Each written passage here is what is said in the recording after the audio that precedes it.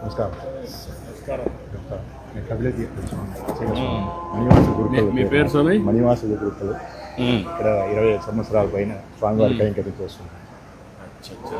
శివాచార్య దైవాగం ప్రకారంగా. Okay sir. మీ కుటుంబ సభ్యులు ఏంటి, ఏమేం చేస్తారు ఇంట్లో వాళ్ళు? 2 అమ్మాయి 1 అబ్బాయి సార్.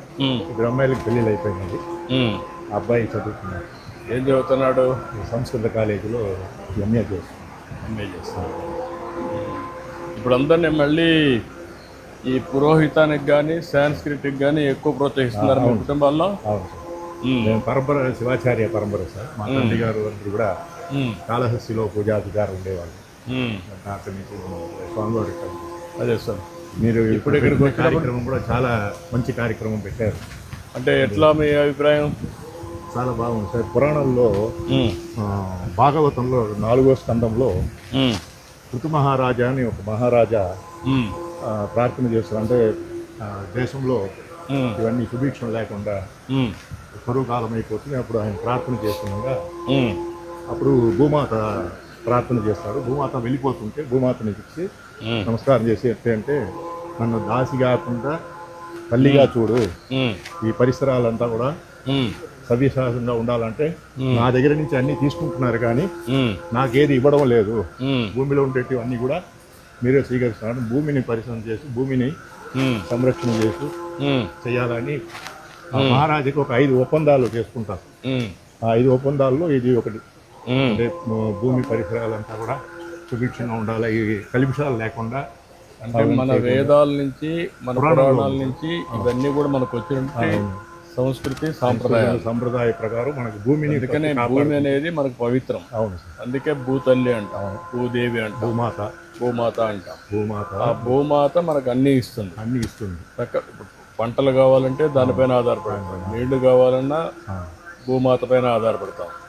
అదే మరి ఖనిజ సంపద వచ్చినా భూమాత ఇస్తుంది. అలాంటప్పుడు మనం సక్రమంగా ఉపయోగించుకుంటే భవిష్యత్తుకు ఇబ్బంది ఉండదు, బంగారు భవిష్యత్తు ఉంటుంది. ఉపయోగించుకోకపోతే ఈ ఇబ్బందులు వస్తాయి అనేది చరిత్రలో కూడా ఉన్నాయి.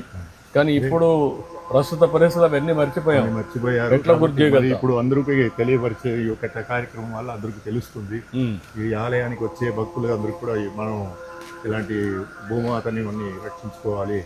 చెట్లు జాములు, ఈ చెట్లు ఎరువులు ఉంటే మంచి గాలి వస్తుంది, ఆరోగ్యం బాగుంటుంది అని. భూమి బాగా ఉంటే దానివల్ల ఎక్కువ మనకు సదుపాయాలు వస్తాయి, పంటలు వస్తాయి. ఋతు మహారాజా పురాణంలో ఉంది సార్. ఇప్పుడు మీరు చేస్తున్న కార్యక్రమము స్వర్ణాంధ్ర స్వచ్ఛాంధ్ర అని చెప్పి కార్యక్రమానికి చాలా ప్రాముఖ్యత ఉంది. చేస్తే అందరికి ఇక్కడ తెలియపరిస్తే అందరూ కూడా అది పాటించి దేవాలయాల్లో కూడా అది జరుగుతుంది. దేవాలయాల్లో చాలా పవిత్రతకు వస్తున్నారు, వాళ్ళకి తెలియని వాళ్ళు ఉంటారు.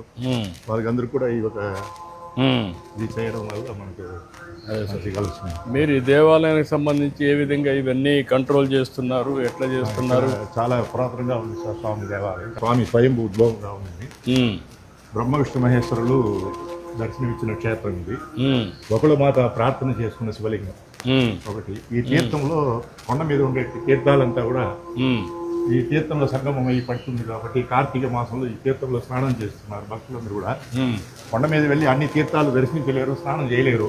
ఎన్ని తీర్థాల నుంచి మనకి నీళ్ళు వస్తుంది? నేను కూడా ఇక్కడ పుట్టినవాడిని, ఇక్కడే పెరిగాను, ఇక్కడే తిరిగాను. ఈ కపిల తీర్థం ఎన్నో చాలా సార్లు చిన్నప్పటి నుంచి ఇవన్నీ చూశాను. ఎన్ని సార్ 166 తీర్థాలు కొండ మీద చెప్పబడుతుంది సార్. ఆ తీర్థం అంతా కూడా ఇక్కడ సంగమం అయ్యేట్టుగా పురాణాలు చదువుతున్నాయి. పవిత్రమైన జలం, పవిత్రమైన తీర్థము. అక్కడ 3 కుండాలు ఉన్నాయి సార్. అది బ్రహ్మకుండం అని, మహేశ్వర కుండం అని, విష్ణు కుండం అని పేరు. ఆ తీర్థం ఎప్పుడు కూడా ఎండాకాలంలో కూడా ఈ వాటర్ ఫాల్స్ లేకపోయినా అందులో తీర్థం బాగా ఎప్పుడు ఉంటుంది సార్. ఆ తీర్థమే మనం మంచి కొబ్బరి నీళ్ళు లాగా ఉంటుంది ఆ మూలలో.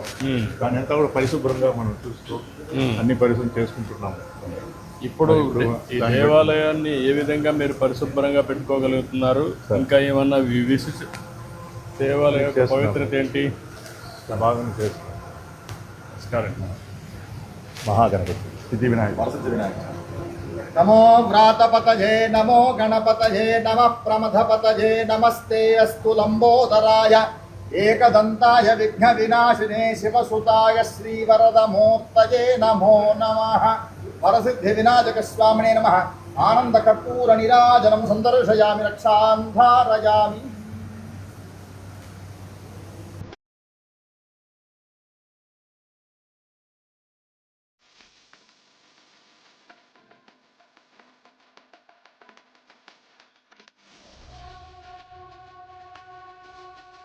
ఎక్కడే పని చేస్తున్నారా మీరు? ఇక్కడే సార్, మేము మిరాసి వ్యవస్థ నుంచి పనిచేస్తున్నాం సార్. మిరాసి ఎత్తగా మాత్రగా వాతావరణం కూడా బాగా ఉంది. చాలా బాగుంది.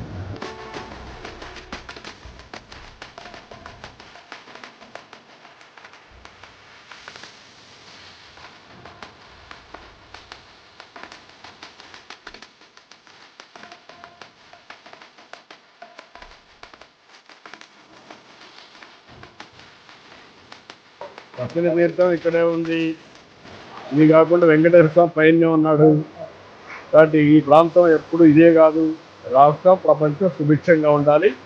మనం అందరం ఆరోగ్యంగా ఆనందంగా ఉండాలి. అందరి జీవన ప్రమాణాలు కూడా బాగుండాలి. అదే మీరందరూ ప్రతిరోజు ఆశీర్వదిస్తున్నారు. దానికోసం నేను పనిచేస్తాను. సంతోషం. Thank you sir. Thank you. Thank you.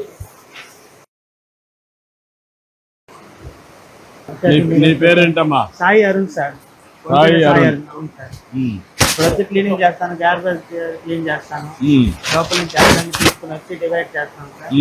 పూలు సపరేట్ గా, తడి చెత్త సపరేట్ గా, పొడి చెత్త సపరేట్ గా, ప్లాస్టిక్ సపరేట్ గా చేస్తాం సార్. మీరు ఎంతమంది పని చేస్తున్నారు ఇక్కడ? సార్ ఇక్కడ పొద్దున్న డ్యూటీలో 8 మంది ఉంటాం సార్. మధ్యాహ్నం డ్యూటీలో 7 మంది. ఉదయం ఎన్ని గంటలకు వస్తాను ఇక్కడికి? పొద్దున్న 5కి వస్తాం సార్. 4:50కి ఇక్కడికి వచ్చేస్తాము. 5 గంటలకు మధ్య చేసుకుంటాము. 5 నుంచి ఎన్ని గంటల దాకా? 1 గంట దాకా ఉంటాం సార్. మధ్యాహ్నం 1 గంట దాకా. మధ్యాహ్నం 1 గంట వరకు డ్యూటీ చేస్తాం. ఇవన్నీ క్లియర్ చేసేసిన తర్వాత చేస్తున్నాం సార్. ఇక్కడ మా పెడతాం, కుడుస్తాం. ఇవన్నీ కూడా డైలీ తెచ్చుకుంటాం సార్. డైలీ కింద ఇస్తారు మాకు. ఇవన్నీ తెచ్చుకుంటాము, ఇట్లా కలుపుకుంటాము. ఎన్ని సార్లు క్లీన్ చేస్తారు రోజుకి? సార్ టెంపుల్ లోపల ఒక డ్యూటీకి 5 సార్లు క్లీన్ చేస్తాం సార్. ఇక్కడ మాత్రం యాత్రికులు వస్తూ ఉంటారు. వాళ్ళు వచ్చేదాన్ని బట్టి మేము చేస్తూనే ఉంటాం సార్. చెత్త పడుతూ ఉంటే క్లీన్ చేస్తూనే ఉంటాం. ఎప్పటికప్పుడు క్లీన్ చేస్తుంటాం సార్. మీకు ఇచ్చే మెటీరియల్ కూడా మంచి మెటీరియల్ ఇస్తారు. మంచి మెటీరియల్ ఇస్తారు సార్. అన్ని ఇస్తారు. ప్రతిరోజు మెటీరియల్ ఇస్తారు. ఏది అవసరమైతే అది ఎప్పుడు కావాలన్నా ఇస్తారు. తీసుకొచ్చుకుంటాము, వాడతాము. మళ్ళా ఇక్కడ వచ్చినటువంటి చెత్తని పొడి చెత్త, తడి చెత్త 2 వేరువేరుగా వేస్తున్నారా? ఒకటి దాంట్లో సార్ తడి చెత్త, పొడి చెత్త వేరువేరుగా వేస్తాము. వచ్చిన యాత్రికులకు కూడా చెప్తాము, వాళ్ళు వేస్తారు. ఎవరో ఒకటి కలిపేస్తారు కదా సార్. అది తీసుకెళ్లి మేము మళ్ళీ డివైడ్ చేసుకుంటాం సార్. ఇప్పుడు వచ్చే భక్తుల్లో మార్పు వచ్చిందా సార్? చాలా వరకు వచ్చింది సార్. ఎక్కడ కాగితాలు లేకుండా ఎక్కడ ఇలాంటి బుట్టలు చెత్త బుట్టలు చాలా వరకు మార్పు వచ్చింది సార్. చాలా వరకు ఈ ప్రోగ్రామ్ స్టార్ట్ చేసిన తర్వాత నుంచి చాలా వరకు మార్పు వచ్చింది సార్. మాకు కూడా చాలా వరకు ఆనందంగా ఉన్నారు సార్.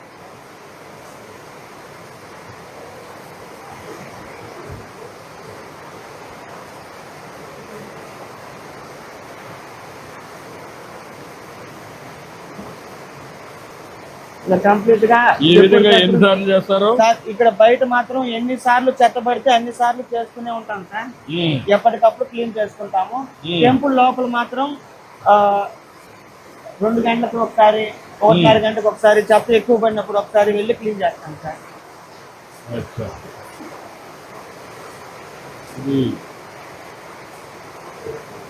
మీరు ఈ ప్రోగ్రామ్ స్టార్ట్ చేసినందుకు మాకు చాలా సంతోషంగా ఉన్నారు సార్.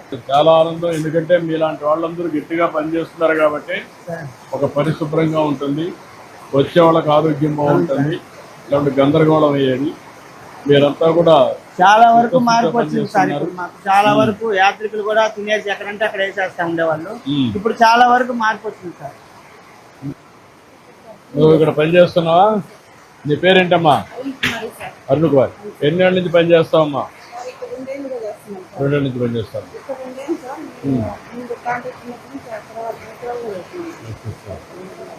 నువ్వు ఎన్ని గంటలకు వస్తావమ్మా? 1 గంటకి వెళ్తావు. నీకు ఎంతమంది పిల్లలమ్మా? ఏం చేస్తుందమ్మా? మాకు మ్యారేజ్ కాలేదు సార్. నాకు 2 చెల్లెళ్ళు. మా నాన్నగారు చనిపోయారు. 2 చెల్లెళ్ళకి మ్యారేజ్ చేసాం. నేను, మా అన్నయ్య, మా అమ్మ ముగ్గురమే ఉంటాం సార్. అమ్మకి పెన్షన్ వస్తుంది సార్. పోయిన ఏడాది నుంచి మీరు పెంచిన 1000 రూపాయలతో కూడా 4000 పెన్షన్ వస్తుంది సార్. 4000 చాలా ఆనందంగా ఏప్రిల్ నుంచి ఇచ్చాను కదా. అవును సార్. పోయిన సంవత్సరం నుంచి వస్తుంది. పోయిన సంవత్సరం ఏప్రిల్ నుంచి పెంచినారు, 1000 రూపాయలు పెంచి ఇచ్చారు. మాకు చాలా సంతోషంగా ఉంది. మీ బాబు ఏం చదువుతున్నా ఇప్పుడు? ఇంటర్మీడియటా? ఇంటర్ అయిపోయింది, మొన్న అయిపోయిందా? ఓకే. డిగ్రీ పంపిస్తున్నావా? ఓకే. డిగ్రీలో ఏం చేపిస్తావమ్మా? బిఎస్సీ నర్సింగ్ అమ్మా. బాగానే భవిష్యత్తు ఉంటుంది, చేపించాం. ఇంకేంటమ్మా?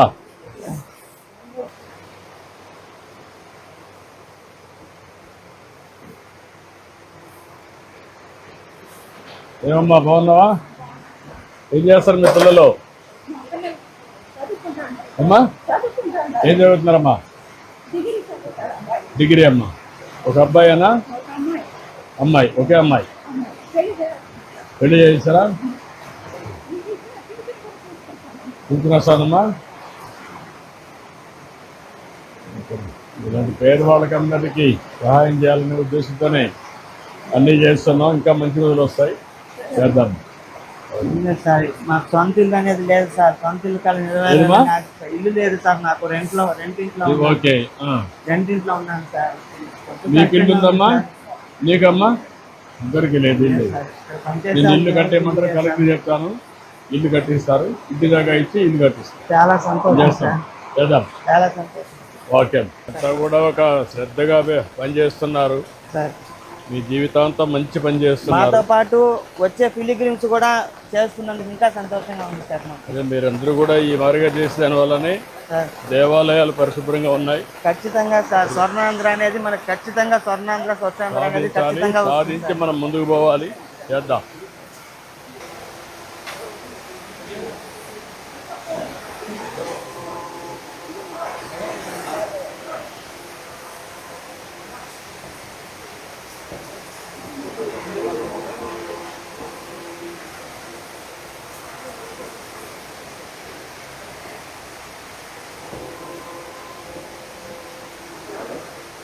ఇదంతా దీంతో మన వాటర్ ఏదైనా ఉంటే కూడా దగ్గరకు వచ్చేస్తుంది సార్. ఎక్కువగా జారే అవకాశం లేకుండా ఉంటుంది సార్. మొత్తం అది అయిపోయిన తర్వాత దీంతో చేసి మళ్ళా ఇది అయిపోయిన తర్వాత దీంట్లో పెనాయిల్ మనం ముంచుకొని దీన్ని క్లీన్ చేస్తారు సార్. తర్వాత ఇది మాపై ఇట్లా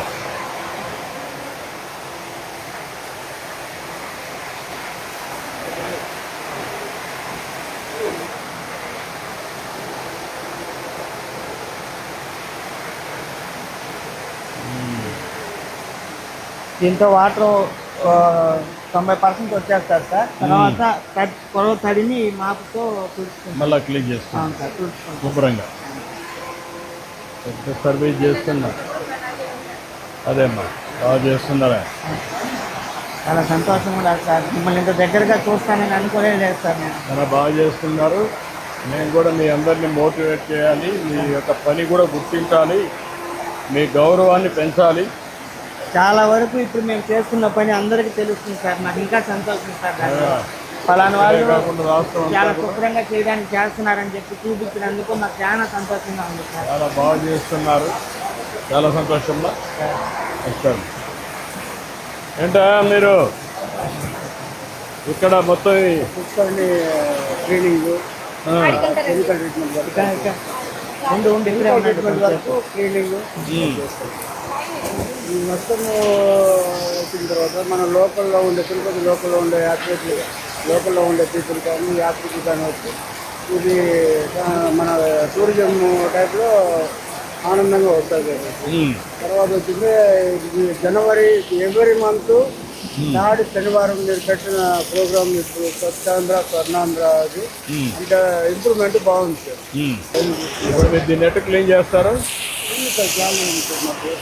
గాలి ద్వారా లోపల వాటర్ ద్వారా ఈ జాలీలో పెట్టి మొత్తం తీస్తారు.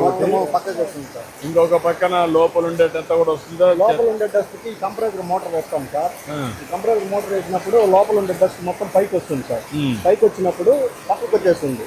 అప్పుడు ఈ నచ్చి ద్వారా దాన్ని లాగేసి బుట్టలో వేసుకుంటాం. బుట్టలో వేసి డ్రమ్లో వేసి తడి చెత్త మొత్తం తీసుకెళ్ళిపోతారు సార్. రోజుకి ఎంత జనరేట్ అవుతుంది? రోజుకి దాదాపు ఒక 20-30 డ్రమ్ములు వస్తుంది సార్. యాత్రికులు శనివారం ఆదివారం ఎక్కువగా వచ్చినప్పుడు, ఎక్కువ జనాలు వచ్చినప్పుడు ఎక్కువ చెత్త వస్తుంది సార్. నార్మల్ టైంలో ఒక 10 డ్రమ్ములు 15 డ్రమ్ములు అలా వస్తుంది. అలాగే ఒక్కోసారి నీళ్ళన్నీ వచ్చినప్పుడు ఎక్కువ వస్తాయి కదా, వరదల మరిగా వచ్చి సగం కోనేరులో కూడా పడేటట్టుగా ఉంటుంది సార్ ఫ్లో. ఇక్కడ 2 ఫ్లో 3 ఫ్లో అన్ని వెళ్ళిపోతాయా? అన్ని మొత్తం వెళ్ళిపోతుంది సార్. మన లెవెల్కి పెట్టుకుంటాం సార్ వాటర్. ప్రజలకి ఏమి ఇబ్బంది లేకుండా ఇక్కడ స్నానాలు చేస్తారు కాబట్టి శుభ్రంగా క్లీన్ చేసి పెడతా ఉంటారు. మంచి పని చేస్తున్నారు, అభినందనలు. మీరే మంచి ఛాంపియన్. రండి అందరూ ఫోటో తీసుకుందాం.